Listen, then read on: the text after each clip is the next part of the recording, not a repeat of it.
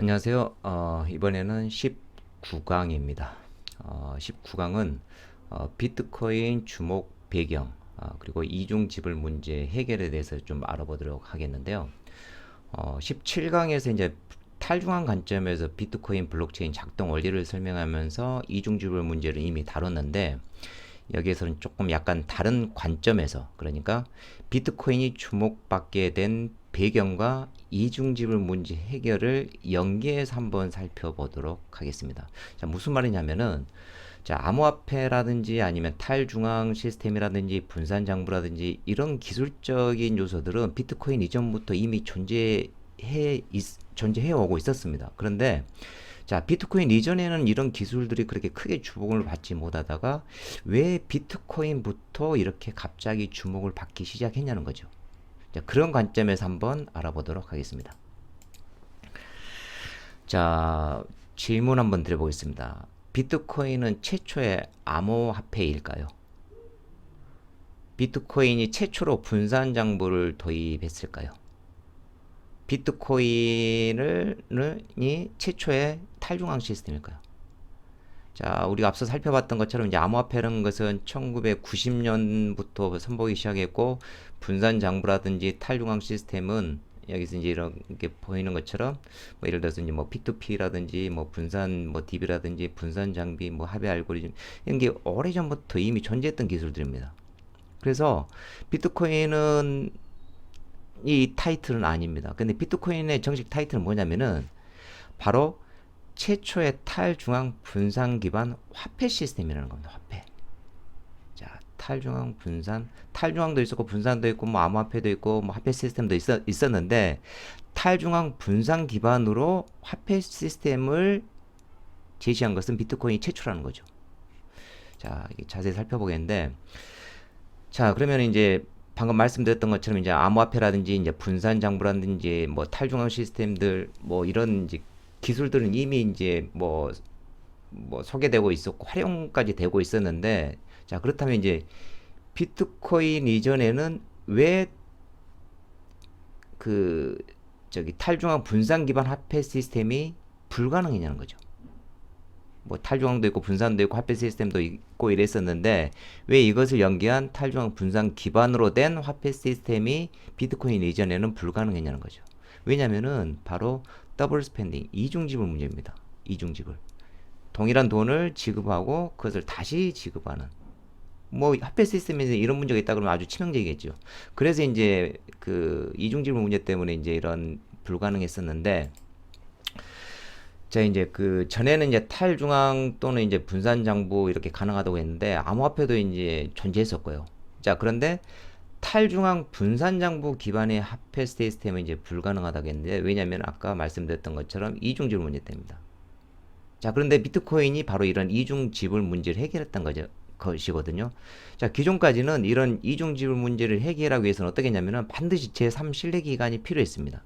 자, 그런데 비트코인에서는 이런 제3 신뢰 기간 없이도 탈중앙 분산 장부 구조에서 이중 지불 문제를 차단하는 해결책을 제시했다는 거죠. 자, 이게 이제 비트코인 그 첫 부분인데, 이 첫 페이지 중에서 제일 첫 부분을 한번 살펴보겠습니다. 이 첫 부분. 이것을 한번 살펴보면 이건데, 좀 간단하게 좀 번역을 해보면은, 자, P2P 기반 전자화폐를 이용하여 은행을 거치지 않고 직접 송금하는 것이 가능하다. 전자서명이 일정한 뭐 해결책을 제시하겠지만은, 이중 지불 방지를 위해 제3 신뢰 기간이 여전히 필요한 상황이라면 큰 의미가 없다. 즉 P2P로 해서 이제 그 은행 없이도 직접 송금이 가능한데 이 이중 지불 문제가 발생한다는 거죠. 그래서 이중 지불이라는 것은 제3 신뢰 기간을 통해서 여전히 그 이중 지불 방지에 여전히 제3 신뢰 기간이 필요한 상황인데, 근데 우리는 P2P 네트워크를 사용하면서 이중 지불 문제를 해결하는 솔루션을 제안하고자 한다. We propose a solution to the double spending problem using a peer-to-peer network. 자, 비트코인 100세 첫 부분이 이렇게 명시되어 있습니다. 바로 이제 그 비트코인에서 이중 지불 문제를 해결했다는 거거든요.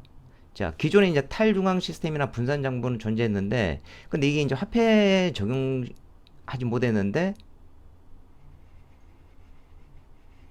화폐 화폐에 적용하지 못했는데 비트코인에서 최초로 해결책을 제시했다는 거죠. 자, 비트코인 이제 첫 부분을 이렇게 해결했다는 것은, 제일 첫 부분에 언급했다는 것은 사토시 나카모토가 말하고자 했던 가장 의미 있는 메시지가 담겨 있다고 이렇게 볼 수 있겠죠. 자, 이제 보면은 전에는 이제 이제 이걸 제가 이제 조금 많이 헷갈려 할 수 있기 때문에 원래 이제 마지막으로 가려고 했는데 좀 바로 이제 앞부분으로 이제 제가 했는데 제가 잠깐 헷갈렸는데, 이게 마지막 페이지로 갔어야 하는데 제가 조금 좀 더 구조적으로 설명을 하기 위해서 좀 앞 페이지에 배치했던 것 같습니다. 예, 잠깐 헷갈렸는데, 자, 이중지불 관련해서 이제 이렇게 간단히 한번 제가 이제 정리해 봤습니다. 원래 마지막 페이지로 갔어야 하는 건데, 자, 여기 배치되어 있으니까 한번 설명을 드리겠습니다. 자, 이미 설명을 드렸는데, 이중지불 관점에서 이제 이런 부분들을 앞서 이제 설명드린 이중지불 관점에서 이제 다시 한번 설명을 드려보겠는데, 자, 이중지불이란 것은 두 가지 환경에서 발생합니다. 두 가지. 먼저 탈중앙 환경과 분산장부 환경이라는 거죠. 탈중앙 환경과 분산장부 환경에서 이제 발생되는데, 그럼 이런 환경에서 어떤 상황에서 이제 이중지불이 발생하는지 한번 봐보겠습니다. 먼저 탈중앙 환경에서는 보면은, 자, 많은 이제 사람들이 이제 위변조 방지를 위해서 블록체인에 도입해야 한다, 뭐 이렇게 이제 말을 많이 하는데, 이건 조금 잘못된 접근 방법이다. 왜냐면은, 자, 블록체인이 위변조를 차단한다면은, 그러면은 이제 기존의 중앙 시스템은 위변조가 쉽게 됐을까요? 아니죠. 중앙 시스템은 이제 중앙에서 철저한 통제 장치가 있기 때문에 쉽게 위변조를 할 수 없습니다. 자, 그런데 자, 블록체인 같은 이제 중앙 시스템은 어떻습니까? 이런 통제 장치가 전혀 없는 거죠.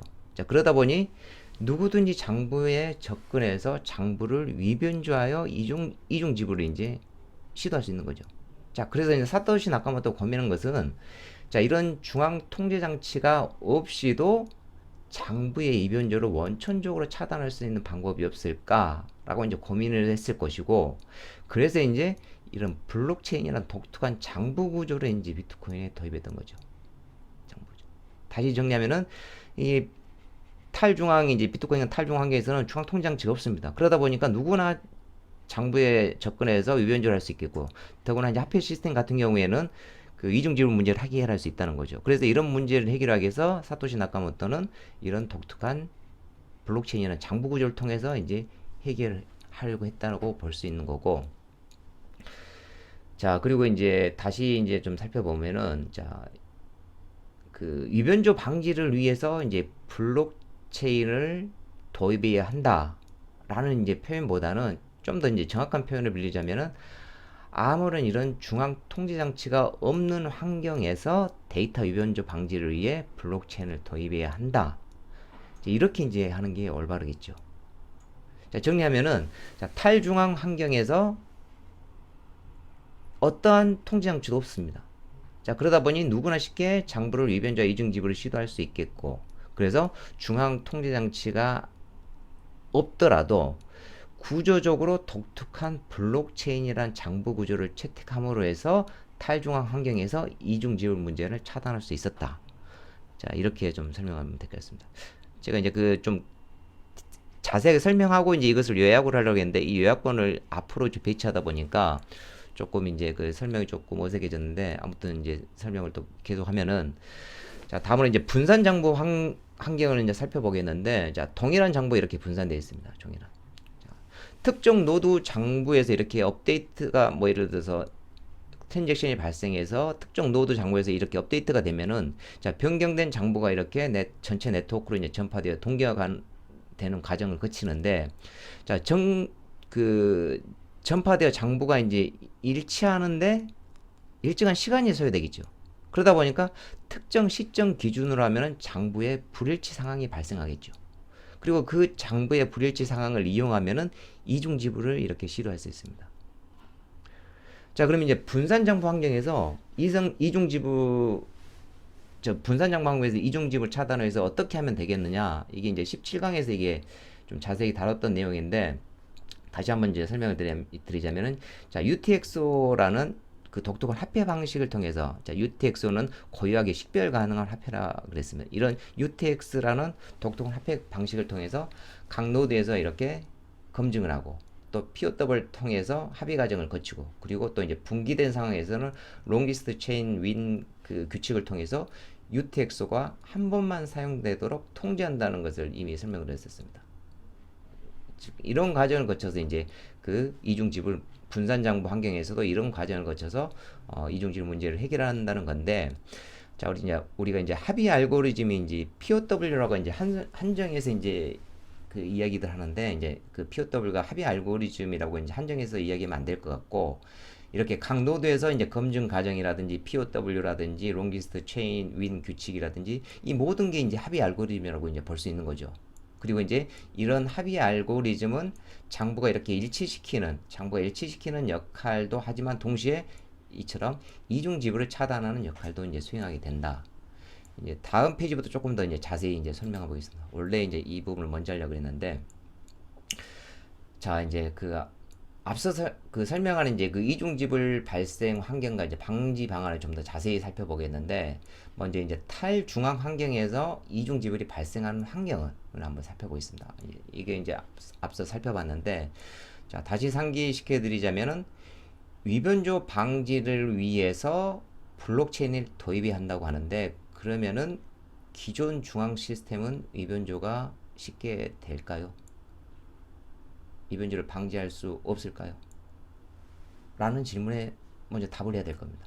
이제 보시는 것처럼 중앙 시스템은 철저하게 중앙 통제 장치가 있다 보니까 위변조가 사실상 안 됩니다. 그 탈중앙 시스템만 위변조를 방지할 수 있는 게 아니라 중앙 시스템이 하더라도 이런 강력한 통제 장치가 있다 보니까 중앙 시스템에서 이렇게 위변조가 쉽게 안 되는 거거든요. 근데 반면에 이제 탈중앙 시스템은 어떨까요? 이런 중앙 통제 장치가 하나도 없습니다. 하나도. 그러다 보니까 누구나 장부나 시스템에 접근할 수 있겠죠. 근데 이게 화폐 시스템이라는 문제 어떨까요? 화폐 시스템이고 화폐 장부라면 어떨까요? 자, 이미 이제 그 송금이 완료된 거래 기록을 이렇게 접근해 가지고 위변조를 해버려서 다시 송금한다면 이중 지불 문제가 발생하겠죠. 이런 상황에서는 충분히 이중 지불, 즉 이런 통제 장치가 전혀 없는 환경에서, 이런 탈중 환경에서 누구든지 시스템과 장부에 접근하게 한다면은 이미 송금 완료된 거래 기록을 다시 접근해서 변조해서 위변조함으로써 이중 지불을 할 수 있겠죠. 그래서 이런 탈중앙 환경에서는 이런 장부 조작을 통해서 이중 지불을 할 수 있다는 거죠. 그리고 이제 이런 탈중앙 그 시스템뿐만 아니라 이제 분산 장부 환경에서도 이제 그 이중 지불 시도가 발생할 수 있는데, 자 이렇게 하나의 장부가 이제 그 존재하는 중앙 시스템에서는 사실상 이제 이중 지불이 발생하지 않습니다. 아무리 이제 동시에 어떤 동일한 트랜잭션이 발생하더라도 이렇게 중앙 시스템에서 필터링하고 타임스탬프 서버에서 이제 이렇게 우선순위를 부여해버리기 때문에 사실상 이제 이중 지불이 발생하지 않는데, 근데 반면에 이제 그 분산 장부에서는 이제 어떨까요?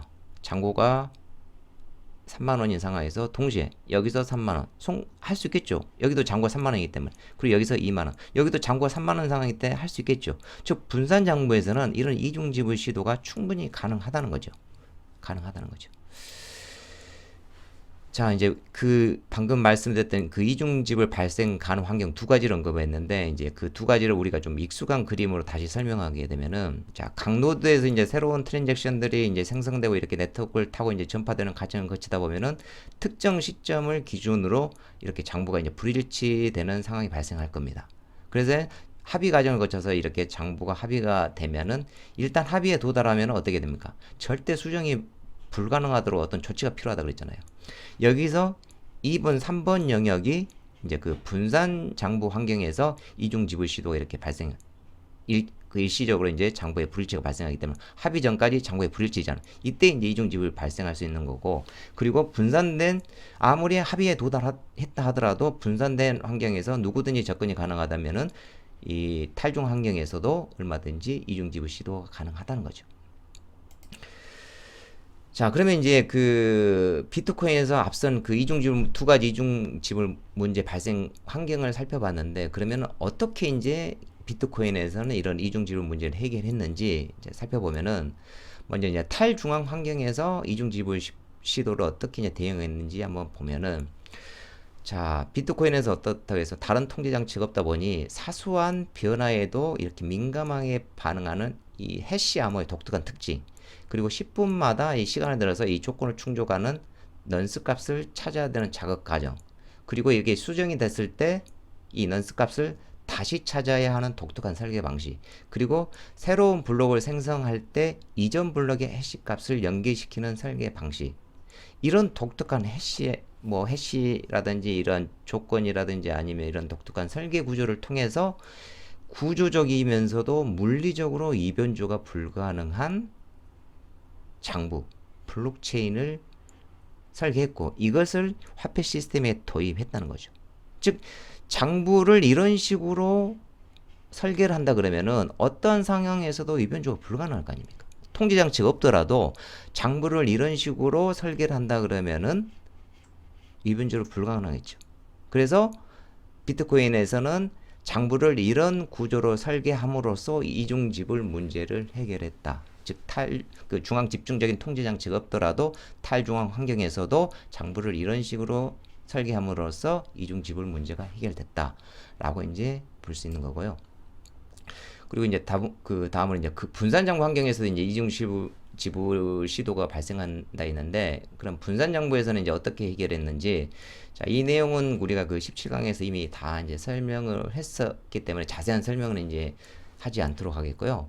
자, 장부의 상태를 이제 단순히 이제 그 변경시키는 기존 장부구의 그 장부의 상태를 딱 변경시키는 그런 장부 구조에서는 이중지불 시도가 이제 가능하기 때문에 어떻게 해야 되냐면은 종이 지폐처럼 이제 고유하게 식별 가능한 그 UTX라는 화폐 방식을 도입하고, 그리고 그 UTX가 한 번만, 그 이중지불이라는 것은 사용했던 것을 다시 사용하는 거기 때문에 UTX라는 화폐 방식에서 UTX가 한 번만 사용되도록 단계적으로 계속 통제만 한다 그러면은 이중 지불 문제가 차단할 겁니다. 각 단계별 어떠냐면은, 자, 트랜잭션 단계에서는 고유하게 식별 가능한 UTX가 이제 하나의 트랜잭션에서 두 번 사용되지 못하도록 통제함으로써 UTX가 한 번만 사용되도록 했고, 이 노드의 관점에서 보자면은 검증 과정에서 동일한 UTX가 한 번 들어왔는데 또 들어오면은 차단시켜버리는 형식으로 해서 UTX가 1회만 사용되도록 했고, 전체 네트워크 상황에서는 그 합의 알고리즘을 통해서 대표 블록을 하나만 선택하는 방식으로 해서 UTX가 1회만 사용되도록 통제를 했고, 그리고 분기 상황에서는 이렇게 분기가 됐을 때 롱기스트 체인 윈 규칙에 따라서 그 UTX가 또 한 번만 사용되도록 통제했다는 거죠. 이처럼 이제 각 단계별로 UTX가 1회만 사용되도록 통제하다 보니까 이중지불, 즉 UTX가 두 번 사용되는 상황을 차단할 수 있었다라고 이제 볼 수 있는 거죠. 자, 이제 좀 정리를 해보면은, 자, 암호화폐라든지 탈중앙 시스템이라든지 분산 장부는 비트코인 이전부터 존재하고 서비스되고 있었습니다. 자, 그런데 탈중앙 분산 장부에서 화폐 시스템을 도입할 수 없었습니다. 왜냐면은 이중지불 문제 때문에. 화폐라는 것은 아주 민감한 시스템입니다. 그런데 이중지불 문제가 발생하면 안 되겠죠. 그런데 이런 탈중앙과 분산 장부에서는 화폐 시스템을 도입하면 이중지불 문제가 발생하더라는 거죠.